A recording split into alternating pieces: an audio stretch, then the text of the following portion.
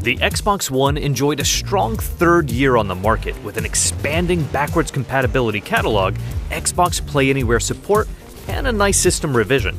Its software lineup was no slouch either, with some strong exclusives and an even stronger array of multi-platform games.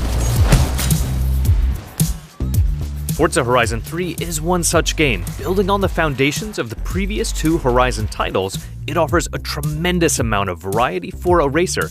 Its Australian setting provides a wide array of diverse locations to explore, letting you seamlessly drive between the outback, jungles, beaches, and the countryside. There are a ton of different things to do throughout Horizon 3's open world. You might wander off the beaten path to search for a hidden car, take part in an impromptu race, smash a hard-to-reach billboard, set a new high-speed or drift record, or simply stop to take in the sights. Horizon 3 is one of the best-looking games of the year on any platform. Dishonored 2 builds on the foundation of its predecessor with a more believable world, intelligent AI, and a choice of two playable characters, each with their own distinct skills. What it lacks in terms of difficulty and interesting storytelling, it more than makes up for with some brilliantly conceived levels and opportunities for experimentation. Prior to release, director Harvey Smith described how playtesters had combined powers in ways that developers hadn't considered. It's easy to spend hours playing around with the myriad possibilities that exist. In his review, GameSpot's Scott Butterworth even describes Dishonored 2 as being as much a toy box as it is a game. It's also one of those games that sticks with you after you're done playing for the day. It'll keep you up at night as you relive your conquests and contemplate the alternative approaches you could have taken. A frequent criticism of the first Titanfall was the lack of a real single-player mode. Titanfall 2 more than answers the call, providing us with a well-paced story and some of the most memorable moments and levels of the year. It also manages to make you genuinely care about your Titan counterpart, even if the writing isn't as strong as it could be. This emphasis on single-player didn't come at the expense of the strong multiplayer that Titanfall is known for. Titanfall 2 introduces new progression systems that give you ample reasons to keep you coming back. There are also distinct new Titans, including one that can wield a sword and another that rains explosive fire down on your enemies. Throughout all of this, Titanfall 2 can also boast about having arguably the smoothest, most natural movement and controls in any shooter on the market.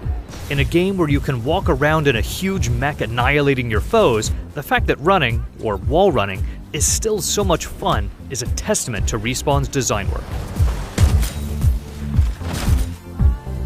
Battlefield 1 is another Xbox One shooter that surprised everyone by including a strong, single-player component alongside its quality multiplayer mode. Single-player content has never been developer DICE's strong suit, but by dividing Battlefield 1's campaign into 5 disparate stories, it was able to make each storyline only as long as it needed to be. It tells real, human stories that stay grounded by not turning characters into superheroes, and they didn't all have happy endings. Battlefield 1's campaign does a far better job of conveying the horrors of war than any previous game in the series. Its multiplayer doesn't aspire to do the same thing, instead taking the established Battlefield formula and evolving it. And that's not a bad thing.